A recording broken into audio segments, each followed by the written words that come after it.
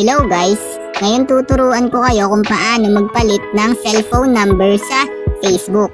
Una, pindutin ang ating Facebook application. Then, ayan, kapag nandito na tayo sa ating Facebook, makikita nyo naman yung 3 line dito sa parting taas. Ito siya sa right side. Sa taas, pindutin lang natin yung 3 line na yon. Ito, yan, pindutin lang natin. Then, kapag napindot na natin, mapupunta na tayo dito. Ayan, sa menu. Then, kapag nandito na tayo, scroll down lang natin. Scroll down natin. Ayan. Then, mababasa nyo dito yung settings and privacy. Ito siya. Pindutin lang natin yung settings and privacy. Then, ayan, kapag napindot nyo na, ito nalalabas. Then, mababasa nyo naman yung settings. Ito siya. Pindutin naman natin dito yung settings. Ito, pindutin lang natin. Then, ayan, mapupunta tayo dito sa settings and privacy. Then, kapag nandito na tayo sa settings and privacy, mababasa nyo dito yung account center. Ito. Then, pindutin lang natin yung account center. Then, dito na tayo mapupunta. Ayan, then, mababasa nyo naman dito yung personal details. Ayan, scroll down lang natin. Then, mababasa nyo dito yung personal details. Ito. Ayan, pindutin lang natin yung personal details. Mababasa nyo naman. Ayan, then kapag napindot na natin, dito na tayo sa personal details. Mababasa nyo dito yung contact info, birthday, then identity confirmation. Then, pindutin lang natin dito is yung contact info. Ito.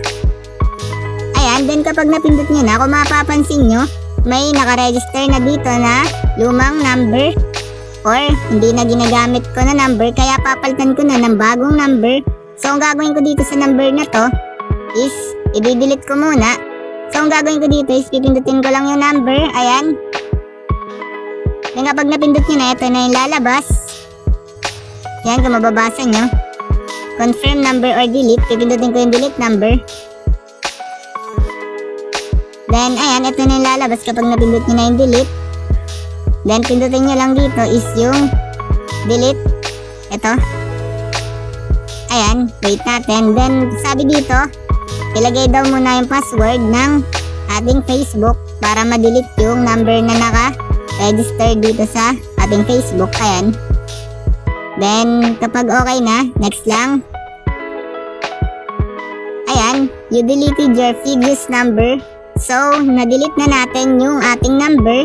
And then, back natin. Contact information. Then, nandito na ulit tayo. Kung mapapansin nyo, walang number na nakalagay. Mababasa nyo dito sa baba yung add new. Ito.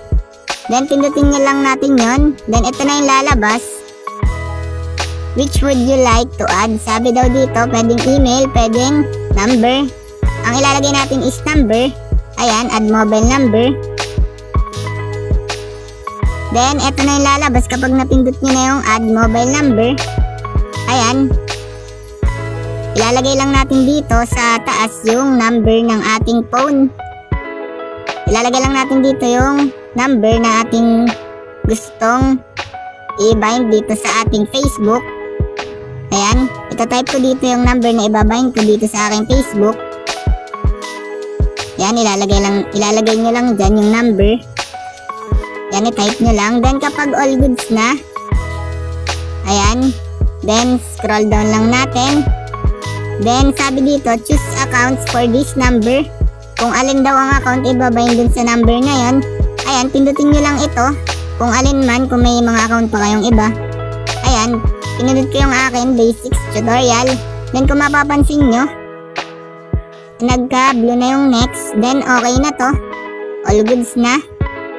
Make sure nyo nga pala na ang number na ilalagay nyo is tama.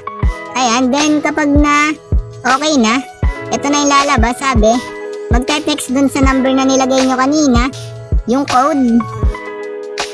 Ayan, may nag-text na sa akin dito na code. Yan, ito yung nakalagay dun sa code. Kaya ilalagay ko siya dito.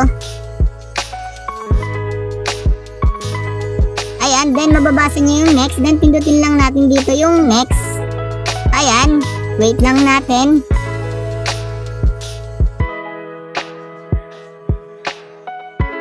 Ayan, kapag okay na, sabi dito, you added your number to the account selected. Yan means okay na. Nakapaglagay na tayo ng number dito sa ating Facebook.